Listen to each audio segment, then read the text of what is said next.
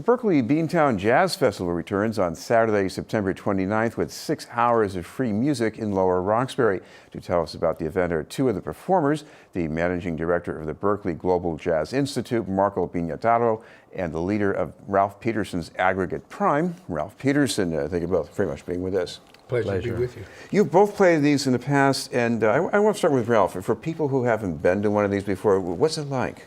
It is a street festival about, I don't know, 6 blocks long, and it starts at Mass Avenue and runs straight down Columbus, and it is wonderful. 3 or 4 open stages, vendors, food, all kinds of culture to be shared. It's not just a jazz festival. It really is a cultural festival. It's a great experience, atmosphere. Speaking of culture, Marco, you're originally from Italy, and you're with a Global Jazz Institute here. That's right. Explain that global mix. Well, the Berklee Global Jazz Institute is an honor program for the performance division, and the artistic director is the great Panamanian piano player Danilo Perez.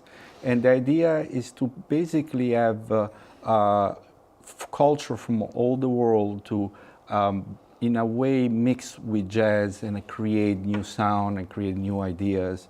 And it's a program that we started back in 2009, and now we have the program with the graduate student at Berklee, which just started 3 years ago, and also the undergraduate program. We have about 20 students in each program, so it's a very specific, a selected group of students that apply and audition to be part of this program. And we have many artists coming here, the Berklee, John Paritucci, Joe Lovano, Terry Lynn Carrington, Adam Cruz, Ben Street. A lot of the great jazz artists come and play and work and teach these young, talented jazz musicians. Ralph, I grew up thinking of jazz as primarily an African-American culture, but you're at Berklee and you're with all these other musicians. How does that affect you? Well, it is true that the music does grow out of the African diaspora, but it now belongs to the world. And we have students from all over, and it's always my pleasure to engage in their culture. I'm a bit of a martial artist, so my affinity towards the students who come from the Pan-Asian area of the world or South America with capoeira, we can relate on different terms. And it's a great melting pot. The Berklee community is a great melting pot, an area for students to be able to develop, how to interact with people from different, and appreciate different cultures, It's the same way with, our ensembles as well. I run a big band. We have, I always have no less than 2 women at least playing in the band, people from all different cultures. And we have a big band CD that's going to be released October 4th. We're doing a show at Scullers after Beantown. We're really excited about that. Yeah.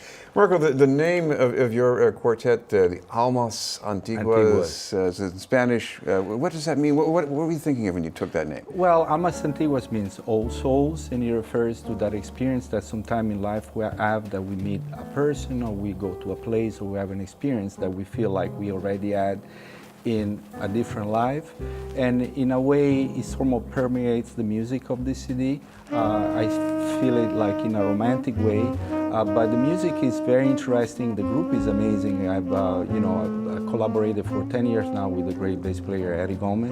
So Eddie is on bass, Adam Cruz, which is an amazing drummer from New York, on drums, and Alan Pasqua from Los Angeles on piano, and the great George Garzon, that is also faculty at Berklee, plays in 3 of the track. And it's a production that just came out 2 weeks ago for Zoe Music, which is a label from New York. And I was lucky enough to be selected at the Jazz and Lincoln Center September, a new release. So it's going very well, the CD, and this is going to be, for me, the concert release. The CD release for Boston. It's the first time I present the CD here in town. Ralph, for a lot of people coming to this festival, it's going to be a discovery. They haven't heard much jazz before, maybe, and yet you keep coming back. Why do you do that? Well, I like to think it's because I do a good job. The first time I was invited was the big rainout year. And the second time was a few years back. I brought my sextet. This year I'm bringing a new quintet, a group called Aggregate Prime. It's a group that is very adventurous, outside of the mainstream, has the great tenor saxophonist Gary Thomas, who played with Herbie Hancock and everybody. A former Berklee professor, Mark Whitfield, the great guitarist. His son is playing piano, who is a Berklee alumni, Davis Whitfield. And on this particular concert, Tyrone Brown II is actually playing the gig, and he's a recent graduate of the Global Jazz Graduate Program. So this is as much a representation of a part of the growing Berklee community as it is my own artistic vision. And you know, some of our music titles speak to a lot of what's going on socially and with regard to social injustices. Could you give an example of one? For example, on the CD cover, there are a series of dates. And those dates correspond to the murder dates of people like Malcolm X and Martin Luther King. And then as the list develops, and it's just the dates, Terrence Kutcher, Trayvon Martin, other Americans who have lost their lives at the hands of people who were sworn to serve and protect them under controversial circumstances. And I think that music should function as the conscience of society. I think it's a very important social role for music to play. One of the tunes on the piece is called Mom. And not only is it, of course, dedicated to my mother, but the mothers of the movement, those women who banded together at the Democratic Convention and spoke so powerfully about their children being taken far too soon under, horrific circumstances. So we hope to enlighten as well as entertain. Marco, a little more time. Tell us about your new album. Yeah, so Almas Antiguas has this amazing stellar group that I mentioned before. And the idea is, because I'm Italian, but I'm also Puerto Rican, my mother is from Puerto Rico. I lived in Italy, in Europe, and then I lived in Puerto Rico. I lived in Miami, and now I live in Boston. In a way, I try to bring this multicultural background of myself and my particular story as this, Italian musician that also have Spanish, Latin roots, and in a way, very distant music, I make a connection, which is always the case. In a way, like we were saying, jazz comes from Africa, so we all related to that. But I also wanted to add a Mediterranean flavor to the music, as well as a Latin flavor to the music. In a way, the group represent my